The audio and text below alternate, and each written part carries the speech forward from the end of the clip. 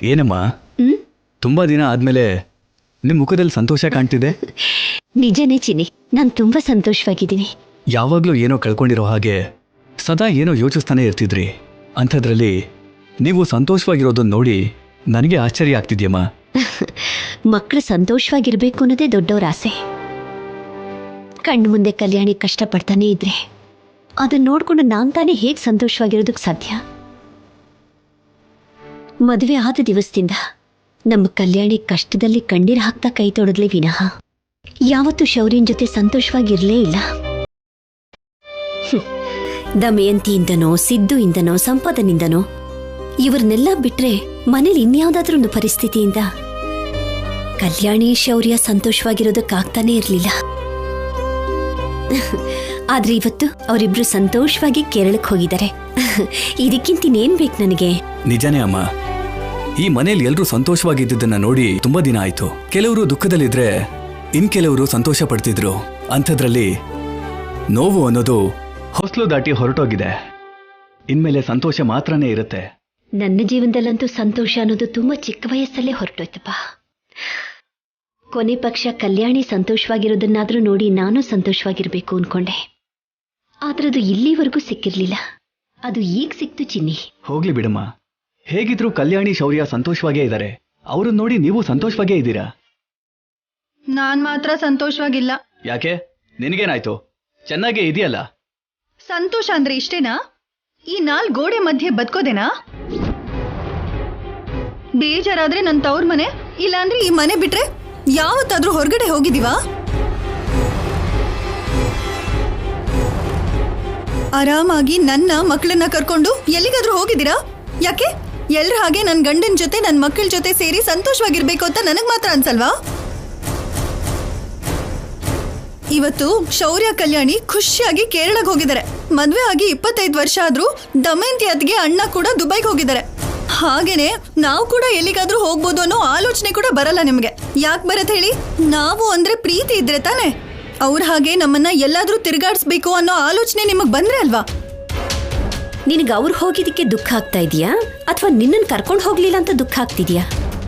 ಎಲ್ರ ಹಾಗೆ ನನ್ ಗಂಡ ನನ್ ಮಕ್ಕಳ ಜೊತೆ ನನಗೂ ತಿರ್ಗಾಡ್ಬೇಕು ಅಂತ ಇರುತ್ತೆ ಅಲ್ವೇನಮ್ಮ? ಹಾಗೆ ಹೋಗೋದಕ್ಕೆ ಆಗ್ತಿಲ್ಲ ಅಂತ ಬೇಜಾರ್ ಮಾಡ್ಕೋತಿದ್ದೀನಿ. ತಮ್ಮ ಸತ್ವೋಗಿ 4 ದಿನ ಆಗಿಲ್ಲ, ಅದನ್ನ ಬಿಟ್ಟು ಅಲ್ಲಿ ಕರ್ಕೊಂಡೋಗಿಲ್ಲ ಇಲ್ಲಿ ಕರ್ಕೊಂಡೋಗಿಲ್ಲ ಅಂತ ಮಾತಾಡ್ತೀಯ.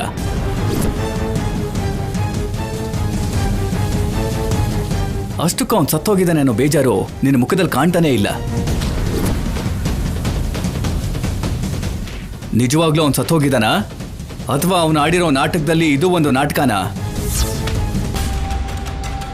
ಅಪ್ಪ, ಸಿದ್ದು ಬದುಕೇ ಇದ್ದಾನೆ ಅನ್ನೋ ವಿಷಯ ನಾನೇ ಹೇಳೋ ಥರ ಇದೀನಲ್ಲ. ಯಾವುದೇ ಪರಿಸ್ಥಿತಿಯಲ್ಲೂ ಅದು ಮಾತ್ರ ಗೊತ್ತಾಗ್ಬಾರ್ದು.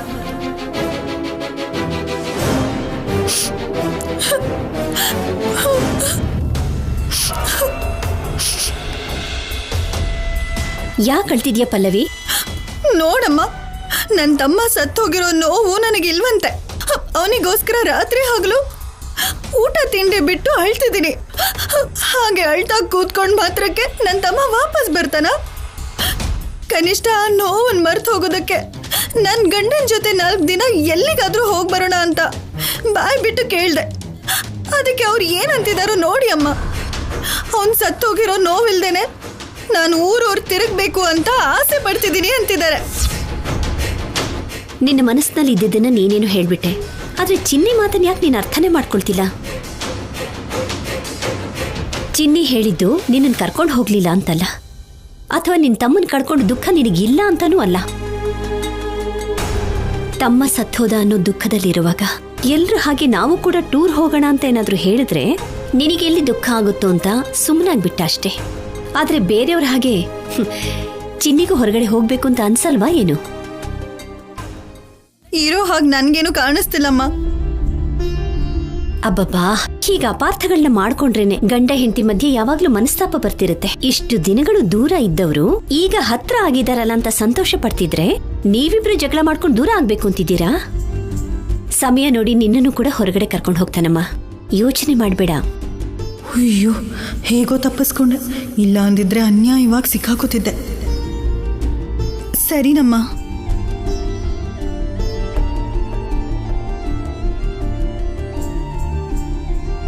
ಪಾಪನಪ್ಪ, ತಮ್ಮ ಹೋದ ದುಃಖದಲ್ಲಿದ್ದಾಳವಳು.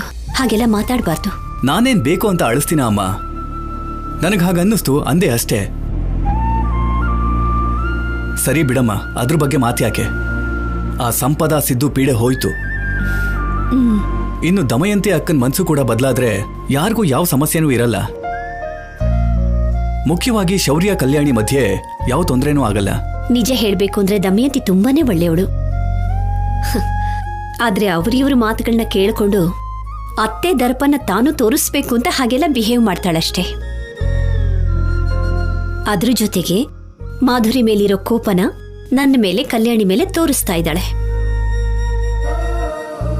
ಎಲ್ಲಾ ಸಮಸ್ಯೆಗಳು ಕ್ಲಿಯರ್ ಆಗ್ತಿದೆ ಚಿನ್ನಿ. ನಿಧಾನವಾಗಿ ದಮಯಂತಿ ಮನಸ್ಸು ಕೂಡ ಬದಲಾಗತ್ತೆ ಅನ್ನೋ ನಂಬಿಕೆ ನನಗೆ ಬರ್ತಿದೆ.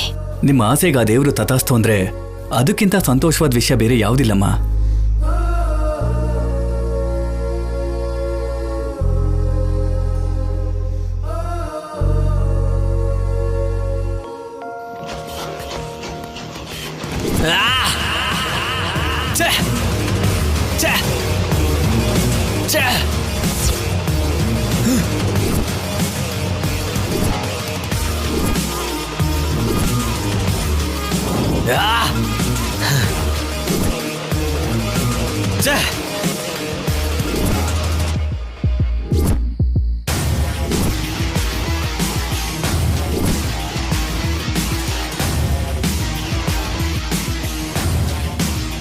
ಇನ್ನೇನ್ ಮುಗಿಸ್ಬೇಕು ಅನ್ನೋಷ್ಟ್ರಲ್ಲಿ ಮಿಸ್ ಆಗ್ಬಿಟ್ಟ. ಅವನ್ ಮಾಡಿರೋ ಗಾಯ ನನ್ನ ಎದೆ ಮೇಲೆ ಇನ್ನೂ ಚುಚ್ತಾನೆ ಇದೆ. ಆದ್ರೂ ಅವನ್ನ ಏನು ಮಾಡೋಕ್ಕಾಗಿಲ್ಲ. ಸಿದ್ದು ಕೂಲ್. ಹೇಗ್ ಕೂಲ್ ಆಗಿರೋ ಅಂತ್ಯ? ಅವರಿಂದ ಹೇಗೋ ಪಾರಾದ್ವಿ. ಬೇರೆ ಊರಿಗೆ ಬಂದು ಬದುಕ್ತಾ ಇದೀವಿ. ನಮಗ್ ಬೇಕಾಗಿರೋದು ನಾವು ಸಂತೋಷವಾಗಿ ಬದುಕೋದು. ಅದಕ್ಕೆ ಬೇಕಾಗಿರೋ ದುಡ್ಡು ಬಂಗಾರ ನಮ್ಮ ಹತ್ರ ತುಂಬಾ ಇದೆ. ಇನ್ನು ಇಲ್ಲಿ ಯಾಕೆ ಸಿದ್ದು? ಸಾಕು ಸಿದ್ದು, ನಮ್ ದಾರಿಲಿ ನಾವು ಹೊರಟೋಗೋಣ ಬಾ. ಹೋಗೋದ್ ಕಷ್ಟ ಅಲ್ಲ, ಆದ್ರೆ ಹೋಗಕ್ ಮುಂಚೆ ಅವ್ರ ಪ್ರಾಣ ತೆಗೆದೇ ಹೋಗ್ಬೇಕು. ಅವ್ರನ್ನ ಮುಗಿಸ್ಬೇಕು ಅನ್ಕೊಂಡು ಪ್ರತಿ ಸಲನೂ ನಾವೇ ಏಟ್ ತಿಂದಿದೀವಿ. ರಾತ್ರಿ ನೀನ್ ಮಾಡಿದ ಅಟ್ಯಾಕಿಂದ ಶೌರ್ಯಗೆ ಅನುಮಾನ ಬಂದಿರುತ್ತೆ. ಆ ಅನುಮಾನ ನಮ್ಮನ್ನ ಸಿಕ್ಕಾಕ್ಸಕ್ಕೂ ಮುಂಚೆ ನಾವ್ ಇಲ್ಲಿಂದ ಹೊರಟೋಗೋಣ ಪ್ಲೀಸ್ ಸಿದ್ದು. ಇಷ್ಟ ದಿನ ಕಾದಿದ್ದು ಒಂದು ಅವಕಾಶಕ್ಕೋಸ್ಕರ. ಅವ್ರ ಸಾವನ್ನ ಹುಡ್ಕೊಂಡು ಅವರೇ ಬಂದಿದ್ದಾರೆ. ನಮ್ ಕಣ್ಮುಂದೆನೆ ಅವ್ರು ಹಾಗ ಆನಂದವಾಗಿದ್ರೆ ಹೇಗ್ ಸುಮ್ನಿರೋದು? ಸಿದ್ದು, ನೀನ್ ಯಾವತ್ತೂ ನನ್ ಮಾತ್ ಕೇಳಲಿಲ್ಲ. ಇವತ್ತಾದ್ರೂ ಒಂದ್ಸಲ ನನ್ ಮಾತ್ ಕೇಳು ಸಿದ್ದು. ಸತ್ತೋಗಿದೀವಿ ಅಂತ ಎಲ್ರನ್ನೂ ನಂಬಿಸಿ ನಮ್ಮ ಅಗತ್ಯಕ್ಕೂ ಮೀರಿ ದುಡ್ಡು ಬಂಗಾರನ ತಂದಿದೀವಿ. ದೇಶ ಬಿಟ್ಟು ಹೋಗೋದಕ್ಕೆ ತುಂಬಾ ಅವಕಾಶ ಇದೆ ಅಂತ ಹೇಳ್ದೆ. ಅವ್ರ ಬಗ್ಗೆ ಯೋಚನೆ ಮಾಡ್ದೇನೆ ನಮ್ ದಾರಿಲಿ ನಾವು ಹೊರಟೋಗೋಣ. ಇವಾಗಾದ್ರೂ ಹಾಯಾಗಿ ಬದುಕೋಣ. ನಾವು ಹಾಯಾಗಿ ಬದುಕಬೇಕು ಅಂದ್ರೆ ಅವರಿಬ್ರು ಸಾಯ್ಬೇಕು ಸ್ಯಾಮ್. ಆ ಕಲ್ಯಾಣಿ ನಮಗ್ ಕೊಟ್ಟಿರೋ ಎಡ್ಗೆ ಅವಳನ್ನ, ನಮ್ ಬಗ್ಗೆ ಯೋಚನೆನೇ ಮಾಡದೇ ಇರೋ ಆ ಶೌರ್ಯನ ಮೇಲೆ ಕಳಿಸಿದ್ರೇನೆ ನಾವ್ ಎಲ್ಲಿಗೆ ಹೋದ್ರೂ ಆನಂದವಾಗಿರೋಕ್ಕಾಗೋದು. ಅವಳು ಸತ್ತು ಅವನ್ ಬದುಕಿದ್ರು ನಮ್ ಬಗ್ಗೆ ಯೋಚನೆ ಮಾಡ್ತಾ ಇರ್ತಾನೆ, ಅಟ್ಯಾಕ್ ಮಾಡ್ತಾನೆ. ಪ್ರಪಂಚದಲ್ಲಿ ಎಲ್ಲೇ ಇದ್ರು ಹುಡ್ಕೊಂಡ್ಬಂದು ನಮ್ ಪ್ರಾಣ ತೆಗಿತಾನೆ. ಅದಕ್ಕೆ ಸಾವಲ್ಲೂ ಕೂಡ ಅವರಿಬ್ರನ್ನ ದೂರ ಮಾಡಬಾರ್ದು. ನೀನ್ ಹೀಗೆ ನನ್ ಮಾತ್ ಕೇಳೋದೇ ಇಲ್ಲ. ಹೇಗ್ ಕೇಳು ಅಂತ್ಯ? ಎಲ್ಲಿದ್ದವ್ರು ಎಲ್ಲಿದ್ದೀವಿ ಅಂತ ನಿನಗೆ ಗೊತ್ತಲ್ಲ. ಅಂತವ್ರು ನಮ್ ಕಣ್ಮುಂದೆನೆ ಕಾಣಿಸ್ತಿದ್ರು. ಬಿಟ್ಟು ಹೋಗೋಣ ಅಂತ ಹೇಗ್ ಹೇಳ್ತೀಯ ಸ್ಯಾಮ್? ಅವ್ರನ್ನ ಬಿಡೋ ಮಾತೇ ಇಲ್ಲ. ನಾವ್ ಈ ದೇಶ ದಾಟೋ ಅಷ್ಟರಲ್ಲಿ ನಮ್ ಶತ್ರು ಯಾರು ಬದುಕಿರ್ಬಾರ್ದು ಸ್ಯಾಮ್, ಬದುಕಿರ್ಬಾರ್ದು.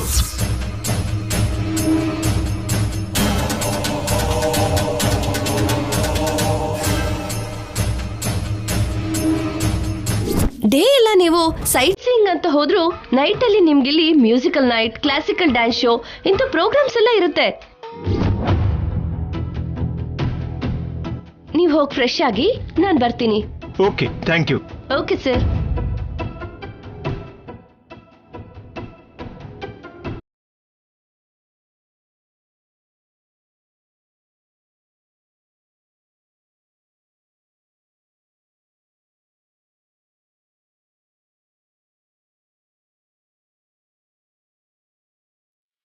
ಹೇಗಿತ್ತು ಬೋಟ್ ಹೌಸ್ ಜರ್ನಿ? ಚೆನ್ನಾಗಿ ಎಂಜಾಯ್ ಮಾಡಿದ್ರಾ? ತುಂಬಾ ಚೆನ್ನಾಗಿ ಎಂಜಾಯ್ ಮಾಡಿದ್ವಿ.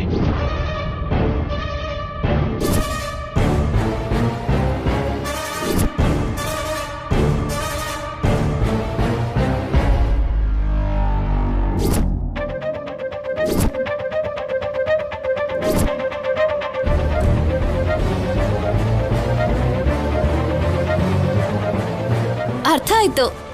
ಹೋಗ್ಬೇಕಾದ್ರೆ ಮೇಡಮ್ ಫೇಸ್ ಅಲ್ಲಿ ಇಲ್ದೇ ಇದ್ದಿದ್ ಖುಷಿ ಇವಾಗಿದೆ ಅಂದ್ರೆ ಎಂಜಾಯ್ ಮಾಡಿದ್ರಿ ಅಂತಾನೆ ಅರ್ಥ.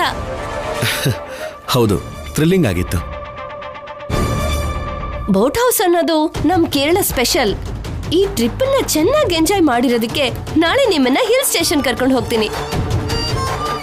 ಹಿಲ್ ಸ್ಟೇಷನ್ಗ? ಹೌದು ಮೇಡಮ್, ಚೆನ್ನಾಗಿರುತ್ತೆ.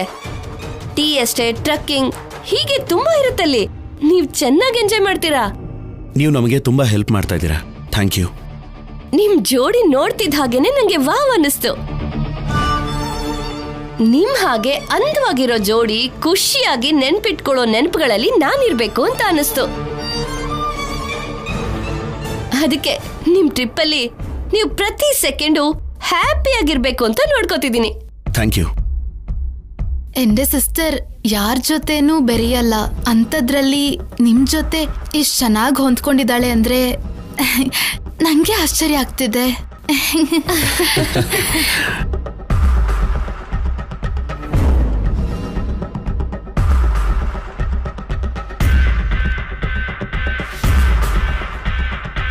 ಕೆಲವ್ರನ್ನ ನೋಡ್ತಿದ್ದ ಹಾಗೆ ಅವ್ರ ಜೊತೆ ಜರ್ನಿ ಮಾಡ್ಬೇಕು ಅಂತ ಅನ್ಸತ್ತೆ. ನಂಗೆ ಸರ್ನು ಮೇಡಮ್ನು ನೋಡಿದಾಗ ಹಾಗೆ ಅನ್ಸ್ತು. ನೀವೇನ್ ಟೆನ್ಷನ್ ಮಾಡ್ಕೋಬೇಡಿ ಸರ್. ಅವಳಿಗೆ ನೀವ್ ಇಷ್ಟ ಆಗಿರೋದ್ರಿಂದ ಅವಳು ನಿಮ್ಮನ್ನ ಕೇರಳ ಪೂರ್ತಿ ಸುತ್ತಿಸ್ತಾಳೆ ಸರ್. ಓಕೆ ಸರ್, ಬಾಯ್. ಓಕೆ ಡಾ, ಬಾಯ್. ಓಕೆ ಸರ್, ನೀವು ಹೋಗಿ ಫ್ರೆಶ್ ಆಗಿ ರೆಸ್ಟ್ ತಗೊಳ್ತಾ ಇರಿ. ನಾಳೆ ಅರ್ಲಿ ಮಾರ್ನಿಂಗ್ ಹಿಲ್ ಸ್ಟೇಷನ್ಗೆ ಹೋಗೋಣ. ಸರಿ.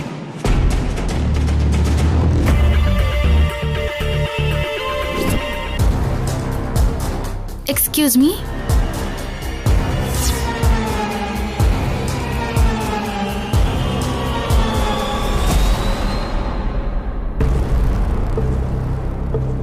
ಏನು? ನೀವಿಲ್ಲಿಗೆ ಬಂದಾಗಿಂದ ನಾನು ನಿಮ್ಮನ್ನ ನೋಡ್ತಾ ಇದ್ದೀನಿ. ಒಬ್ರೇ ಏನೋ ಸೀರಿಯಸ್ ಆಗಿ ಬರ್ತೀರಾ ಹೋಗ್ತೀರಾ? ಹೌದು ಮ್ಯಾಮ್. ಏನ್ ಪ್ರಾಬ್ಲಮ್? ಈ ರೆಸಾರ್ಟ್ಗೆ ಯಾರಾದ್ರೂ ಕಪಲ್ ಅಥವಾ ಫ್ಯಾಮಿಲಿ ಜೊತೆ ಬರ್ತಾರೆ, ಆದ್ರೆ ನೀವೊಬ್ರೇ ಬಂದಿದ್ದೀರಲ್ಲ. ನಮ್ ರೆಸಾರ್ಟ್ ಪ್ಯಾಕೇಜ್ ಕೂಡ ಏನೂ ತಗೊಂಡಿಲ್ಲ ನೀವು. ಯಾವಾಗ ಬೇಕೋ ಆವಾಗ ಹೊರಗಡೆ ಹೋಗ್ತೀರಾ ಬರ್ತೀರಾ. ಅಷ್ಟಕ್ಕೂ ಯಾವ ಕೆಲ್ಸದ ಮೇಲೆ ಬಂದಿದ್ದೀರಾ? ನನಗೆ ಒಂಟಿ ಆಗಿರೋದಂದ್ರೆ ಇಷ್ಟ ರೀ. ಅದಕ್ಕೆ ಒಂಟಿಯಾಗಿ ಇರ್ತೀನಿ. ಏನ್ ಮಾಡ್ತಾ ಇರ್ತೀರಾ? ಕೆಲವು ಲೆಕ್ಕನ ಕ್ಲಿಯರ್ ಮಾಡಬೇಕಾಗಿದೆ, ಅದಕ್ಕೆ ಬಂದಿದ್ದೀನಿ. ಅಂದ್ರೆ ಅಕೌಂಟೆಂಟಾ? ಅಂತದ್ದೇ. ಬಾಯ್.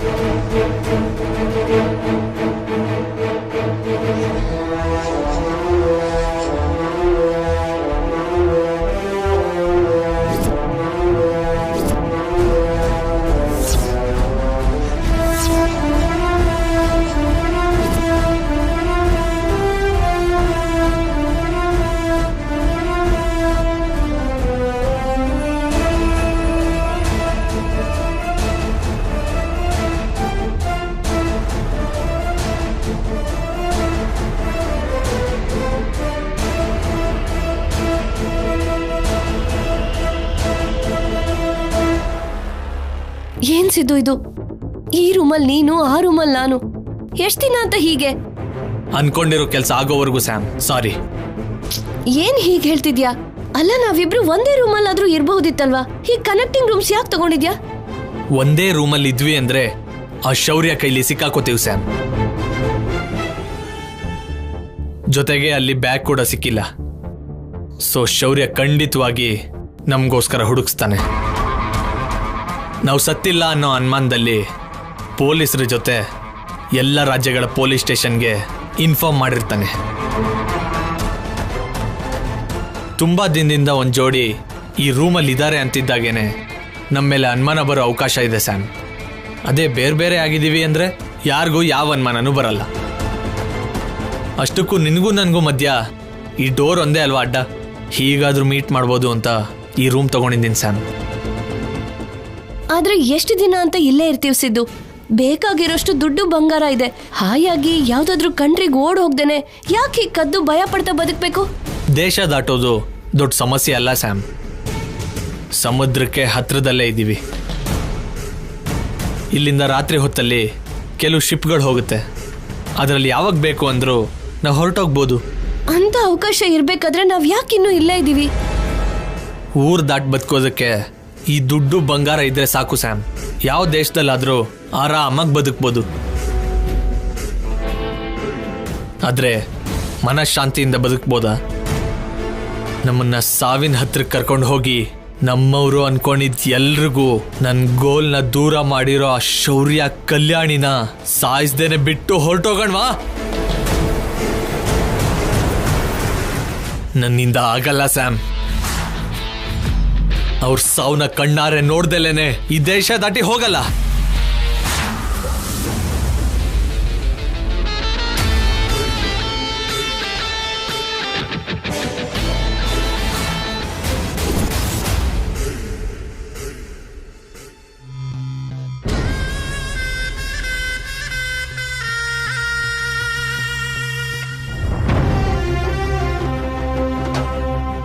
ಲೋ ಸಿದ್ದು, ಯಾಕೋ ಹೀಗ್ ಮಾಡ್ದೆ? ಬೇಡ ಬೇಡ ಅಂತಂತಿದ್ರು ಮಾಡ್ಬಾರ್ದು ತಪ್ಪು ಮಾಡಿ ಕೊನೆಗೆ ಆ ತಪ್ಪಿಗೆ ನೀನ್ ಬಲಿ ಆಗೋದೆ ಅಲ್ವೇನೋ? ಯಾಕೆ ಹೇಳ್ತಾ ಇದೀಯಾ? ನಿನ್ ತಮ್ಮನ್ಗೋಸ್ಕರನಾ? ಅವನ ಬಗ್ಗೆ ಯೋಚನೆ ಮಾಡೋ ಅಗತ್ಯ ಇದೆಯಾ? ಅವನ್ ನನ್ನ ತಮ್ಮ ರೀ. ನೆನಪು ಮಾಡ್ಕೊಳ್ದೆ ನೋವು ಪಡ್ದೇನೆ ಹೇಗಿರ್ತೀನಿ? ಏನ್ ಘನಕಾರ್ಯ ಮಾಡಿದಾನೆ ಅಂತ ನೆನಪಿಗೆ ಬರ್ತಿದ್ದಾನೆ? ತಮ್ಮ ಅನ್ನೋ ಪ್ರೀತಿ ನಿನಗಿರಬಹುದು, ಆದ್ರೆ ಆ ಪ್ರೀತಿಗೆ ಅವನು ಯೋಗ್ಯನಲ್ಲ. ನಿನ್ ತಮ್ಮನಿಗೋಸ್ಕರ ಅಳೋದನ್ನ ನಮ್ಮಮ್ಮ ನೋಡಿದ್ಲು ಅಂದ್ರೆ ಇದ್ರ ಬಗ್ಗೆ ಮತ್ತೆ ಜಗಳ ಆಗತ್ತೆ. ಏನೋ ಆರೋಗ್ಯ ಸರಿ ಇಲ್ಲದೆ ನಿನ್ ತಮ್ಮ ಸತ್ತ ಅಂದ್ರೆ ಅದಕ್ಕೆ ಅರ್ಥ ಇದೆ. ಆದ್ರೆ ನಿನ್ ತಮ್ಮ ಸತ್ತಿದ್ದ ಹಾಗಲ್ವಲ್ಲ. ಈ ಮನೇಲಿ ಎಲ್ರಿಗೂ ನೋವು ಕೊಟ್ಟಿದ್ದಾನೆ. ಕಲ್ಯಾಣಿ ಪ್ರಾಣ ತೆಗಿಬೇಕು ಅಂತ ನೋಡ್ದ. ಪಾಪ ಅಲ್ವಾ ಅಂತ ಕಾಪಾಡಿ ಅನ್ನ ಹಾಕಿದ್ರೆ ಸೋದ್ರ ಮಾವನ್ ಮಗಳಿಗೆ ಅತ್ತೆಗೆ ನೋವು ಕೊಟ್ಟ. ಅವ್ರ ಮನೇಲೆ ಕಳ್ತನ ಮಾಡ್ದ. ಅವನು ಮಾಡಬಾರದು ತಪ್ಪನ್ನ ಮಾಡಿದ್ದಕ್ಕೆ ಅಂತ ಸಾವು ಬಂದಿದ್ದು. ನೋಡು, ಶೌರ್ಯ ಕಲ್ಯಾಣಿ ಹನಿಮೂನ್ಗೆ ಹೋಗಿದ್ದಾರೆ. ಅವರಿಬ್ರು ಸಂತೋಷ ನೋಡಿ ಈ ಮನೇಲಿ ಎಲ್ಲರೂ ಸಂತೋಷ ಪಡ್ತಿದ್ದಾರೆ. ನಿನ್ನ ಅಳುವಿಂದ ಅವ್ರ ಸಂತೋಷನ ಹಾಳು ಮಾಡಬೇಡ. ಯಾಕ್ರಿ ಹಾಗೆ ಮಾತಾಡ್ತೀರಾ? ನನಗ್ ನನ್ನ ತಮ್ಮ ಸತ್ತೋದ ಅನ್ನೋ ನೋವಿಗಿಂತ ನಿಮ್ಮ ಮಾತುಗಳೇ ಇನ್ನೂ ಹೆಚ್ಚು ನೋವು ಕೊಡ್ತಿದೆ. ನನ್ನ ತಮ್ಮ ತಪ್ಪು ಮಾಡಿದ್ರೆ ನನ್ನನ್ನು ಯಾಕೆ ಕೀಳಾಗಿ ನೋಡ್ತಿದ್ದೀರಾ? ನಿನ್ನನ್ನು ಯಾರು ಕೀಳಾಗಿ ನೋಡ್ತಿಲ್ಲ. ನಿನ್ನ ತಮ್ಮನ ಬಗ್ಗೆ ಯೋಚನೆ ಮಾಡಿ ನೀನು ತಪ್ಪು ಮಾಡ್ದೇನೆ ಇನ್ಮೇಲಾದ್ರೂ ನೆಟ್ಟಿಗಿರು. ಅದೇ ನೀನು ಒಳ್ಳೇದು.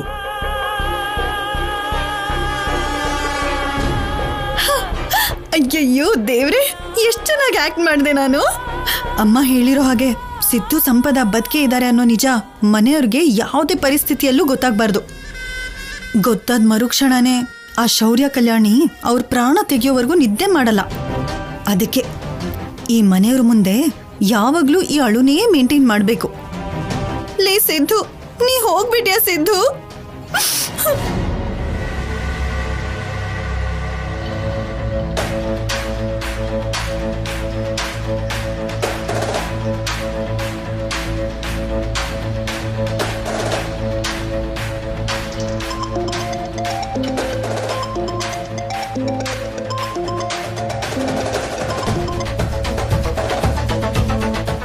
ಹಾ ಶೌರ್ಯ, ನಾನು ನಿನ್ನೆ ಹೇಳಿದ ಹುಡುಗಿ ಬಗ್ಗೆ ಕಂಡು ಹಿಡಿದ್ಯಾ? ಕಂಡಿಡ್ದಿದ್ದೀನಿ ಶೌರ್ಯ.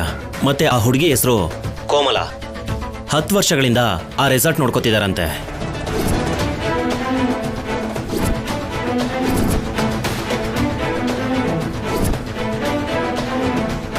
ಅವಳು ಸಂಪದ ಅಲ್ಲ, ಕೋಮಲ ಅಂತ ನನ್ನ ಓನ್ ಸಿಸ್ಟರ್. ಕೋಮಲ, ಇವರು ಕನ್ನಡದವರು. ಹೌದಾ? ತುಂಬಾ ದಿನ ಆಯ್ತು ರೀ ಇಲ್ಲಿಗೆ ಕನ್ನಡದವ್ರು ಬಂದು. ಏನು ಹೊಸ್ದಾಗ್ ಮದ್ವೆ ಆಗಿದ್ಯಾ? ನಂಬೋದಕ್ಕೆ ಆಗ್ತಿಲ್ಲ ವಾಸು, ಅದು ಹಾಗೆ ಹೇಗಾಗತ್ತೆ? ಹೌದು ಶೌರ್ಯ, ನನಗೂ ನಂಬೋದಕ್ಕೆ ಆಗ್ಲಿಲ್ಲ. ಒಬ್ರಾಗಿದ್ರೆ ಸುಳ್ಳು ಹೇಳ್ತಿದ್ದಾರೆ ಅನ್ಕೋಬಹುದು, ಆದ್ರೆ ಅಲ್ಲಿರೋರೆಲ್ಲ ಅದನ್ನೇ ಹೇಳ್ತಾ ಇದ್ದಾರೆ. ಇವಾಗ ನಿಮ್ ಜೊತೆ ಬಂದ್ಲಲ್ಲ, ಅವಳ ಹೆಸರೇನು? ಕೋಮಲ ಮೇಡಮ್ ಸರ್. ತುಂಬಾ ವರ್ಷಗಳಿಂದ ಇಲ್ಲೇ ಇದ್ದಾರೆ. ಅವ್ರ ಅಕ್ಕನೇ ಇಲ್ಲಿ ಮ್ಯಾನೇಜರ್ ಮೇಡಮ್. ಕೋಮಲ ಮೇಡಮ್ ಅವರಿಗೆ ಹೆಲ್ಪ್ ಮಾಡ್ತಾರೆ.